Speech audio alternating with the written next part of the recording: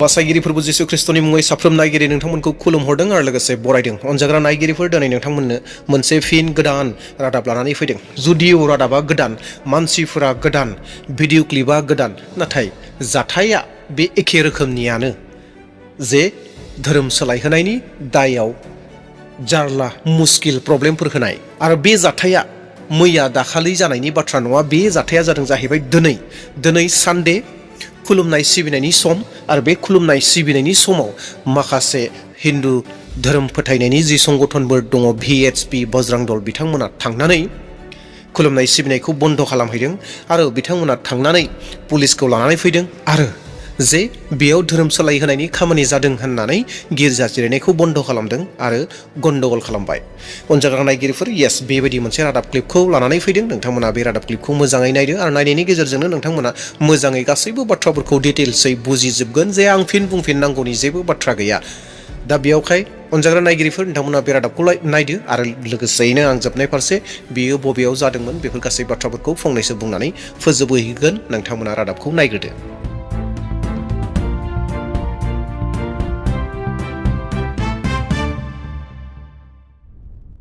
धर्मांतरण का मामला एक बार फिर सामने आया। प्रार्थना सभा की आड़ में धर्मांतरण का प्रयास किया जा रहा था। चिल्हाटी के एक मकान में प्रार्थना सभा चल रही थी। बजरंग दल और विश्व हिंदू परिषद कार्यकर्ताओं ने दबिश दी।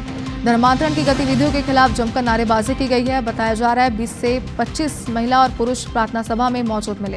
हिंदू संगठन ने थाने में इसकी लिखित शिकायत की है। सरकंडा पुलिस ने केस भी दर्ज कर लिया गया है। तो एक के बाद एक बैक टू बैक लगातार शहर से धर्मांतरण की खबरें सामने आ रही है, जिसके बाद कई सवाल उठ रहे हैं।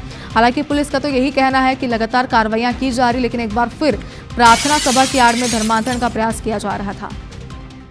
जितेंद्र हमारे सहयोगी इस वक्त हमारे साथ फोनलाइन पर जुड़ गए। जितेंद्र, जरा बताएं कैसे जानकारी मिली बजरंग दल और विश्व हिंदू परिषद के कार्यकर्ताओं को, और फिलहाल पुलिस ने किस तरीके के एक्शन की बात कही है?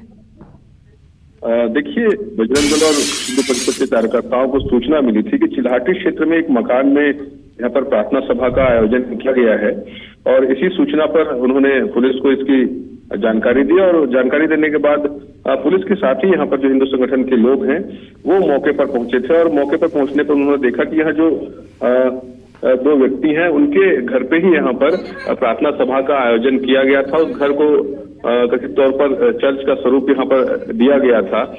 इसी को लेकर यहाँ पर पहले हंगामा हुआ क्योंकि 20 से 25 लोग यहाँ पर प्रार्थना सभा में मौजूद थे और बताया भी जा रहा है कि इसमें अधिकांश लोग जो थे वो हिंदू समाज से थे। लिहाजा इसको लेकर तमाम जो हिंदू संगठन है इनका गुस्सा जो है यहाँ पर वो देखने को मिला।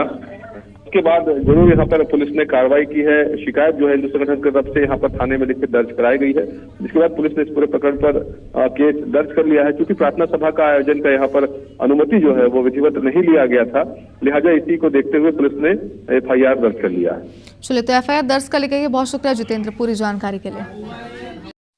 साफ्रोमबो नायगिरि नोंथांमोनखौ फोथायदों नोंथांमोना नायनायनि गेजेरजों खोनासंनायनि गेजेरजों गासैबो बाथ्राफोरखौ रोखा जानो हाबाय जे थारैनो बे जाथाया माबायदि जादों, माबायदि जानो मोन्दों आरो रादाब जिथु बुंगिरि दङ बियो माबायदि बुंदों बेफोर गासै बाथ्राफोरखौबो नोंथांमोना मोनखाबाय आरो हमदांनो हाखाजोबखाबाय। बे जाथाया जादों जाहैबाय छत्तीसगढ़नि बिलासपुरनि सिङाव, जेराव दिनै खुलुमनाय सिबिनायनि सम।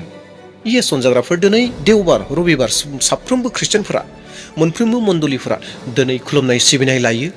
सोरनिबा न'आवबो जानो हागौ, बबेबा गिर्जा न'आवबो जानो हागौ, बबेबा भारा न'आवबो जानो हागौ, नाथाय साफ्रोमबो ख्रिस्टियानफोरा खौसेथि जानानै इसोरखौ खुलुमो सिबियो। थिग बेबायदिनो नैबेयाव बिलासपुर छत्तीसगढ़नि बिलासपुरावबो जायखौ दायो नोंथांमोना केमेरायाव नुगासिनो दङ एबा देट मिन्स मबाइलाव नोंथांमोना नुगासिनो दङ, स्क्रिनाव नुगासिनो दङ, बे जाथाया जादों जाहैबाय दिनै छत्तीसगढ़नि बिलासपुराव, जेराव बिथांमोना खुलुमदोंमोन सिबिदोंमोन। नाथाय माखासे हिन्दु संगठननि दैदेनगिरिफोर एबा माखासे हानजाफोर जायफोर सुबुंफोरा बेयाव सिरि सिरि नायखोमाहैदों जानांगौ, बेखौ नोजोर होखोमाबाय थादों जानांगौ जे बे न'आव बे जायगायाव ख्रिस्टियानफोरा फैनानै आर'ज खालामफैयो, खुलुमनाय सिबिनाय खालामफैयो। बेफोरखौ गोबाव समनिफ्रायनो हयथ' बिथांमोना नोजोर खालामखोमाबाय थादों आरो पुलिसनो बेबायदिनो नंखाय बाथ्राफोरखौ एरनानै होदों जे बेयाव धोरोम सोलायहोनायनि खामानि जादों होननानै एबा खामानि मावदों होननानै। दिनै जों ख्रिस्टियानफोरा गिर्जा जिरायनोबो हाला बेबायदि अबस्था जानानै दङ। आर'ज खालामनोबो मोनला। आर'ज खालामनाया माबा मोनसे गोदोर क्राइम जाबाय। आर'ज खालामनाया, गिर्जा जिरायनाया माबा मोनसे संबिधानखौ सिफायनानै माबा मोनसे खामानि मावनायफोरबायदिसो जायो बेबायदि अबस्थाया नुजागासिनो दङ। दिनै नोंथांमोना बे रादाबखौ मोनबाय आरो बे रादाबनि गेजेरजों जों बेखौनो हमदांनो हादों जेराव आर'ज खालामनोसो जिरायदोंमोन, इसोरखौ खुलुमनो सिबिनोसो, आरो बेखौ खालामनो थाखाय भारतनि संबिधाना जोंनो मोन्थाय होयो जे साफ्रोमबो सुबुंफोरा, मोनफ्रोमबो धोरोमनि सुबुंफोरा खुलुमनाय सिबिनायाव मोन्थाय दङ, खुलुमनो हायो, सिबिनो हायो। सोरनिबा न'आनो जाथों, बबेबा गिर्जा न'आनो जाथों, बबेबा भारा न'आनो जाथों, जेरावबो गावनि फोथायनायखौ, खुलुमनाय सिबिनायखौ खालामनो हायो, मोन्थाय दङ। नाथाय बेखौबो दिनै जुदिअ मोन्थाय दङब्लाबो गोबां रोखोमनि महर होनानै, गोबां रोखोमनि बाथ्रा बुंनानै दिनै गोबां जेंनायाव गोग्लैगासिनो दङ, जेंना होगासिनो दङ। अनजाग्रा नायगिरिफोर, दिनै जोंनि गेजेराव बेबायदि समस्याफोरा फैगासिनो दङ आरो नोंथांमोननो आङो दिन्थिबाय थायो मोनफ्रोमबो रादाबफोरखौ। गोबां भारतनि सिङाव जि रायजोफोर दङ, गोबां रायजोफोरनि मादाव छत्तीसगढ़ रायजोआव बयनिख्रुइबो बेबायदि प्रब्लेम्सफोरा सोलिगासिनो दङ। दा बेयावखाय नोंथांनि जिथु पार्सनेल सम दङ, आर'जनि सम, बै पार्सनेल आर'जनि समाव नोंथांमोना आर'ज खालामदो जेन छत्तीसगढ़आव जि समस्याफोरा जादों, जेंनाफोरा जादों, बेफोर जेन गोख्रैनो गैयै जायो, मोनसे सुख सान्ति सम फैयो, मोनसे गोजोननि सम फैयो जे साफ्रोमबो ख्रिस्टियानफोरा खुलुमनाय सिबिनायाव गोसो होनानै खुलुमनो मोनगोन, जेबो जेंना गैयाजासे, जेबो प्रब्लेम्स गैयाजासे।